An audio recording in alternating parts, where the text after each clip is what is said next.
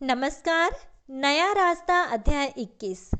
देखिए, अध्याय 20 में हमने पढ़ा था कि अमित का एक्सीडेंट हो जाता है कार का ब्रेक फेल होने के कारण, और मीनू उससे मिलने के लिए अस्पताल जाती है और वहाँ पर अमित उससे अपने दिल की सारी बात को बताता है। और अब आगे की स्टोरी देखिए। आज मीनू को नीलिमा के घर जाना था, पर वह आज कुछ अधिक उदास सी थी। उसके मस्तिष्क में एक अजीब सी परेशानी थी जिससे आज तक वह इतनी घृणा करती थी।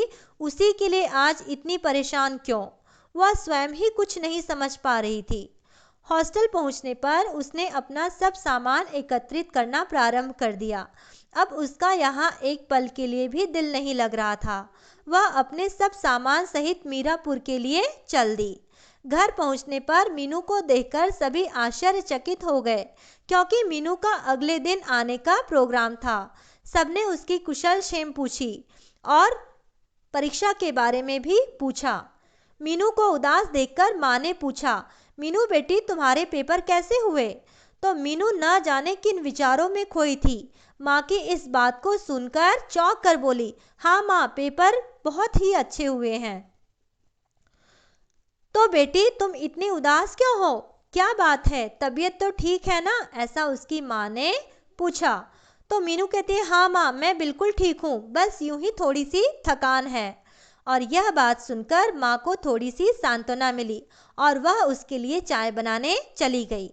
मीनू को मीरापुर आए लगभग 2 महीने हो चुके थे, परंतु वह कभी भी पूर्ण रूप से खुश नहीं दिखाई दी। घर में सब उसे हंसाने की कोशिश करते, परंतु उसके चेहरे पर धूमिल सी मुस्कान आकर ही रह जाती। उसकी यह उदासी माँ से नहीं देखी गई।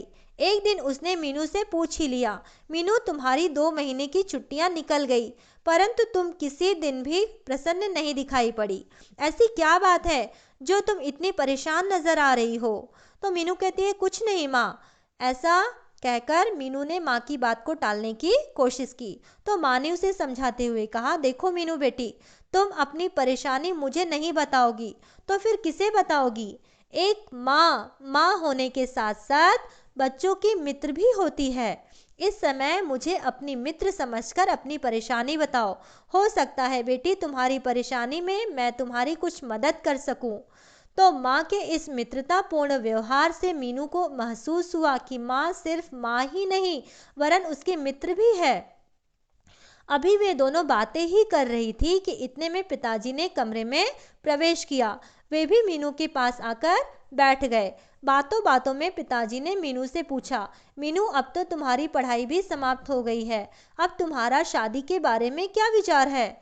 तो मीनू पिताजी के इस प्रश्न का उत्तर न दे सकी। वह कुछ क्षण बाद सोच विचार कर बोली, पिताजी, मैं चाहती हूँ अपनी प्रैक्टिस शुरू करने के बाद ही विवाह की बात सोचूं। तो पिताजी कहते हैं, बेटी, यह बात ठीक है, परंतु हम चाहते हैं कि तुम्हारा विवाह हो जाता तो हम अपनी चिंता से मुक्त हो जाते। मेरी भी तबीयत कुछ ठीक सी नहीं रहती है। तो मीनू कहते, आप मेरी चिंता न कीजिए पिताजी, आप अपनी बेटी पर विश्वास रखिए, यह सदैव आपका मस्तक ऊंचा ही करेगी। तो पिताजी कहते हैं, हाँ मीनू, तुम मेरी बेटी नहीं वरन एक होनहार बेटा हो, परंतु फिर भी समाज के कुछ नियम होते हैं। जब तक बेटी का अपना घर नहीं हो जाता, तब तक माता पिता को चैन कहाँ मिलता है। तो मीनू कहती है, तभी मीनू ने पिताजी की बात को पलटते हुए कहा, पिताजी, आजकल में मेरा परीक्षा फल आने वाला है। मैं चाहती हूँ कि मैं तुरंत ही रजिस्ट्रेशन कराकर प्रैक्टिस शुरू कर दूँ। तो पिताजी बोलते हैं, ठीक है मीनू, जब इतना पढ़ी लिखी हो तो प्रैक्टिस तो शुरू करनी ही है, पर कहाँ करने का विचार है? मीनू ने कुछ सोच विचार कर उत्तर दिया, मैं समझती हूँ कि मेरठ ही ठीक रहेगा, ऐसा मीनू ने कहा। तो पिताजी कहते हैं, मेरठ?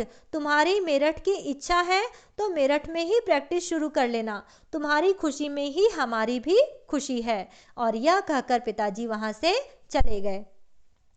कुछ देर तक मीनू व माँ चुपचाप बैठी रही। तभी माँ पूछ बैठी, मीनू बेटी, तुमने मुझे कुछ बताया नहीं। तो मीनू कहती है, माँ अमित है ना, जो 3 वर्ष पहले हमारे यहाँ आए थे, उनका एक्सीडेंट हो गया है। तो माँ कहती है, अच्छा वह अमित मायाराम जी का बेटा? अरे उन्होंने तो हमारे साथ बहुत बड़ा धोखा किया है। उसकी शादी तो बहुत बड़े घर में पक्की हो गई थी। तो मीनू कहती है, शादी पक्की हो गई थी परंतु शादी हो ही नहीं पाई थी, रिश्ता टूट गया था। उसके बाद अभी तक शादी नहीं हुई है। तो माँ ने पूछा, अच्छा तुम्हें ये सब बातें किस प्रकार ज्ञात हुई? तो मीनू कहती है, अमित नीलिमा के पति सुरेंद्र जी का घनिष्ठ मित्र है, उन्हीं के यहाँ अमित से मेरी मुलाकात हुई थी। तो माँ कहती है, अच्छा तो अमित ने तुमसे कुछ कहा था? तो मीनू कहती है, नहीं माँ, नीलिमा के घर तो अमित से मेरी बात नहीं हुई थी। तो माँ कहती है, तब फिर तुम्हें ये सब बातें कैसे पता चली? तो मीनू बोलती है, एक बार तो नीलिमा ने ही अमित के विषय में बताया था। वैसे जिस दिन मैं यहाँ आई थी उस दिन अमित से अस्पताल से मिलकर आई थी। उस दिन उसने मुझे सारी बातें बताई थी। तो माँ कहती है, अच्छा पर इस बात को तो 3 वर्ष हो चुके हैं, उसने अभी तक शादी क्यों नहीं की? तो मीनू कहते हैं, जब अमित के माता पिता ने मेरा रिश्ता अस्वीकार कर दिया था तब अमित ने बहुत आत्मग्लानि महसूस की। नीलिमा से उसे इस बात का पता चल गया था कि इस रिश्ते के अस्वीकार होने से मेरे मन पर क्या असर हुआ था। अभी मीनू अपनी पूरी बात कर भी न पाई थी कि रोहित ने प्रसन्न मुद्रा में कमरे में प्रवेश किया। आते ही तुरंत मीनू को अपनी बाहों में भरकर उठा लिया। माँ ने पूछा, रोहित आज तुम बहुत खुश हो, क्या बात है? तो रोहित बोलता है, हाँ माँ, आज मीनू दीदी का रिजल्ट निकल गया है। तो अपने परीक्षा फल के बारे में जानकर मीनू का हृदय भी प्रसन्नता से झूम उठा। आज उसे आभास हुआ कि वह एक अबला नारी नहीं वरन उसमें भी बहुत कुछ करने की क्षमता है। मीनू की इस सफलता को देखकर माँ की प्रसन्नता का ठिकाना न रहा। उन्होंने मीनू को इस जीवन रूपी मार्ग पर सदैव प्रयत्नशील रहने की प्रेरणा दी थी। मीनू का परीक्षा फल देखकर पिताजी भी मिठाई लेकर आ गए थे। जब उन्होंने कमरे में प्रवेश किया तो सर्वप्रथम उन्होंने मीनू का मुंह मीठा कराया और उसे सफलता का आशीर्वाद देते हुए उसके मंगल भविष्य की कामना की। मेरठ में प्रैक्टिस शुरू करने के लिए मीनू ने रजिस्ट्रेशन करा लिया था। मीरापुर में रहते हुए वह उज्जवल भविष्य की आशा नहीं कर सकती थी, इसलिए उसने मेरठ शहर ही अपनी प्रैक्टिस के लिए चुना। आज मीनू को मेरठ के लिए प्रस्थान करना था। उसकी लगभग सभी तैयारियां हो गई थी।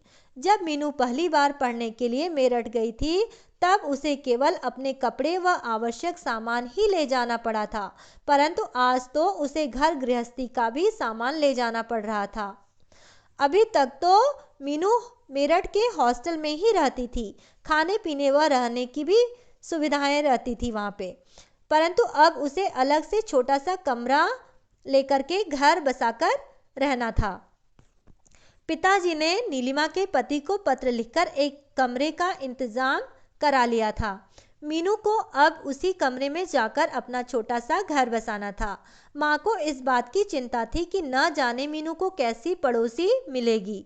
अब तो मीनू को वहाँ पर अकेले ही रहना पड़ेगा। उन्होंने अपनी महरी की छोटी बेटी राजो को भी मीनू के साथ भेजने का निश्चय किया, जिससे मीनू अकेली भी न रहे और वह उसका घर का कार्य भी कर दे। जब मीनू पहली बार मेरठ गई थी तब माँ को बहुत दुख व अकेलेपन का एहसास हुआ था, परंतु आज उसे प्रसन्नता का एहसास हो रहा था क्योंकि आज उनकी बेटी इस योग्य बन सकी थी कि वह समाज में अपना ऊंचा स्थान बनाकर रह सके। और यहाँ पर हमारा अध्याय 21 समाप्त हुआ। आगे की स्टोरी को जानने के लिए हमारा अगला वीडियो ज़रूर देखें। तब तक के लिए धन्यवाद।